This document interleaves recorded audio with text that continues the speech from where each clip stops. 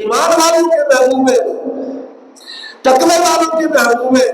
بلکہ میں تو یہ کہوں گا کہ امام حسین جو تقوی کے امام ہیں، جو امام حسین ورع کے امام ہیں، امام حسین صبر کے امام ہیں، امام حسین مصیبتوں اور بلاؤں میں مبتلا لوگوں کے امام ہیں، امام حسین شہیدوں کے امام ہیں، امام حسین جو ہے وہ ہر قسم کی امامت اللہ نے رسول اللہ کے صدقے امام حسین کو عطا کی۔ لیکن جو آخری منصب تھا، حضرات آپ جانتے ہیں جنت میں جنتیوں کو جنت سے بھی زیادہ لذیذ نعمت ملے گی، اور وہ کون سی ہے؟ جنتی جنت میں جا کر بھی اس نعمت کی خواہش کریں گے، دعا کریں گے، انتظار کریں گے، اور وہ کیا نعمت ہے؟ میرا اللہ جنت میں مخصوص ایمان والوں کو اپنا دیدار عطا کرے گا، اپنا جلوہ دکھائے گا، اپنی بارگاہ کا قرب عطا فرمائے گا۔ تو جنتی اس لذت کے لیے جنت کو قربان کرنے کے لیے تیار ہے۔ حضرت جابر کے والد گرامی، حضرت جابر کے والد عبداللہ جب غزوہ احد میں شہید ہوئے، رسول اللہ نے بتایا کہ اللہ نے جابر کے باپ کے ساتھ کلام کیا، اور اللہ نے پوچھا جابر عبداللہ بتاؤ میری جنت کیسی لگی؟ عبداللہ نے کہا یا اللہ تیری جنت بڑی بے مثال ہے، بڑی لاجواب ہے۔ فرمایا کوئی خواہش تو نہیں؟ کہا یا اللہ خواہش ہے۔ کہا کیا خواہش؟ کہا خواہش یہ ہے کہ تو واپس مجھے دنیا میں بھیج دے۔ اللہ نے پوچھا کہ عبداللہ تجھے میری جنت پسند نہیں ہے، اس کی نعمتیں پسند نہیں ہیں؟ کہا یا اللہ تیری نعمت جنت بڑی اعلیٰ ہے، لیکن جو مزہ تیرے نام پر گردن کٹانے میں ہے تیری جنت میں نہیں آیا۔ کیا مزہ تھا؟ کہا مالک جب تیرے نام پر سر کٹایا تیرا جلوہ دیکھا، اور امام حسین تو کربلا میں جب کٹے ہیں، جب شہید ہوئے، جب تیر تلوار نیزے لگے تو درد نہیں ہوا۔ بھئی یہ کیسے ہو سکتا ہے کہ تیر لگے، تلوار لگے، نیزہ لگے تو درد نہ ہو؟ آپ محسوس کر سکتے ہیں؟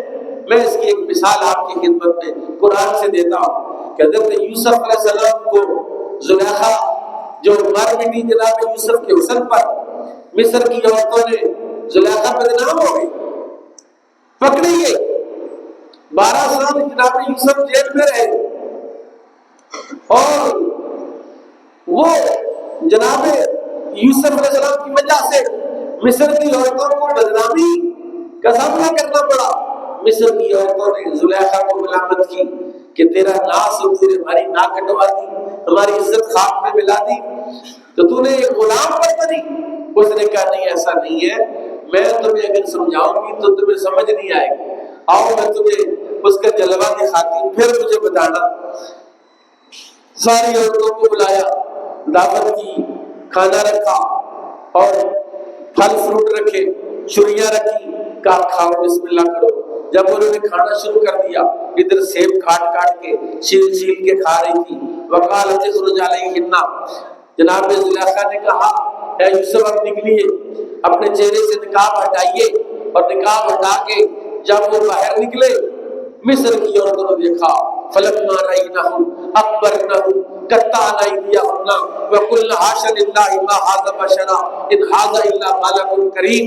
جب انہوں نے دیکھا تو ان کی زبانوں سے بے اختیار اللہ اکبر نکلا، اور وہ کہنے لگی اللہ اکبر، قلن حاش للہ ما ھذا بشرا، انہوں نے کہا کہ اللہ کی قسم یہ کوئی انسان نہیں ہے، یہ کوئی بندہ نہیں ہے، یہ تو کوئی مقدس فرشتہ ہے، ما ھذا بشرا ان ھذا الا ملک کریم، یہ تو مقدس فرشتہ ہے۔ زلیخا نے دیکھا عورتوں کی حالت ہو گئی کہ چھریوں سے اپنی انگلیاں کاٹ لی، چھریوں سے اپنے ناخن کاٹ لیے، اپنا گوشت کاٹ لیا، اپنی انگلیاں کاٹ لی، اپنی ہڈیاں کاٹ لی، لیکن حسن یوسف پہ ایسی ڈوبی انہیں انگلیاں کٹنے کا درد نہیں ہوا، انگلیاں کٹنے کا احساس نہیں ہوا، اور خون نکلنے کا احساس نہیں ہوا۔ جب یوسف کا حسن اتنا بے مثال ہے، اس کو دیکھیں تو انگلیاں کٹنے کا درد نہ ہو، تو یوسف کا خالق کتنا حسین ہوگا، یوسف کا رب کتنا حسین ہوگا۔ اس لیے میں کہتا ہوں امام حسین کو 10 محرم میں اللہ نے سب سے بڑا جو اعزاز بخشا کہ اپنا جلوہ عطا فرمایا۔ ادھر امام حسین شہید ہوئے، علی اصغر شہید ہوئے، علی اکبر شہید ہوئے، 72 افراد شہید ہوئے، اور انہوں نے اللہ کا جلوہ دیکھا، اور جب رب کا جلوہ دیکھا سارے دکھ بھول گئے، سارے غم بھول گئے کہ جس کو اللہ کا جلوہ مل جائے اسے اور کیا چاہیے۔